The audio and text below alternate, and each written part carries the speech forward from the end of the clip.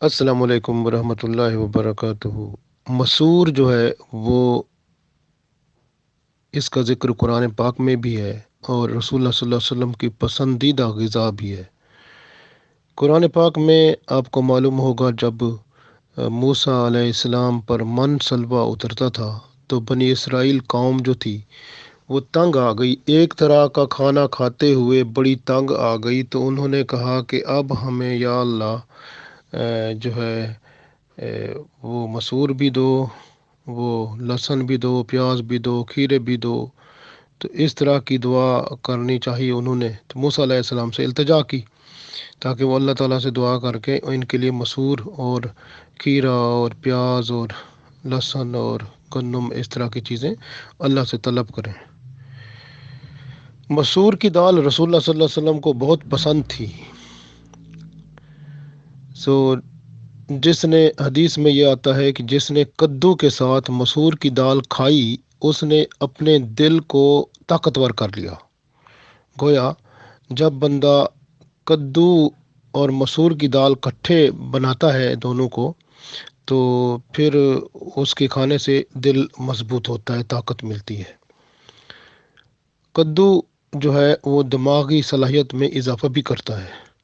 मसूर की दाल इंसानी जिस्म की तमाम ज़रूरियात को पूरा करती है और बेशुमार अमराज का इलाज भी है। मसूर छिलके समेत पकाकर खाने से कब्ज़ जाती रहती है। अगर किसी को दस्त या जुलाब होते हैं तो उसके मर्ज़ में मसूर की धुली हुई दाल मुफीद होती है। मसूर की दाल हर किस्म की सोजिश को दूर करती है। चेहरे की जल्द पर दाग, धब्बे और छाइयाँ दूर करने के लिए मसूर की दाल को बारीक पीस लें। फिर उसमें गाय का खालिस दूध और देसी घी मिलाकर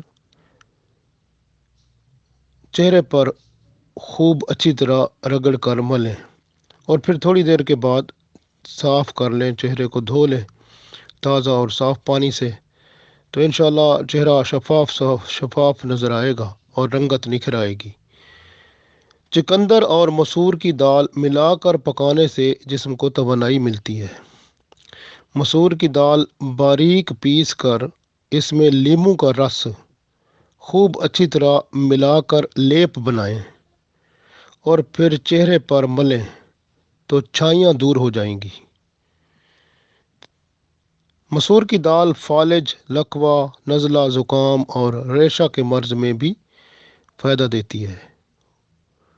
खून को पतला नहीं होने देती बल्कि ये खून को गाढ़ा करती है। मसूर की दाल सिरका के साथ खाने से बलगमी अमराज को फ़ायदा होता है। मसूर की दाल बुखार के मर्ज़ में बड़ा फ़ायदा देती है। मसूर रसूलुल्लाह सल्लल्लाहु अलैहि वसल्लम की पसंदीदा ग़िज़ा है। सुन्नत रसूल सल्लल्लाहु अलैहि वसल्लम समझ कर इस्तेमाल करें, सवाब भी कमाएं और साथ खाना भी खाएं।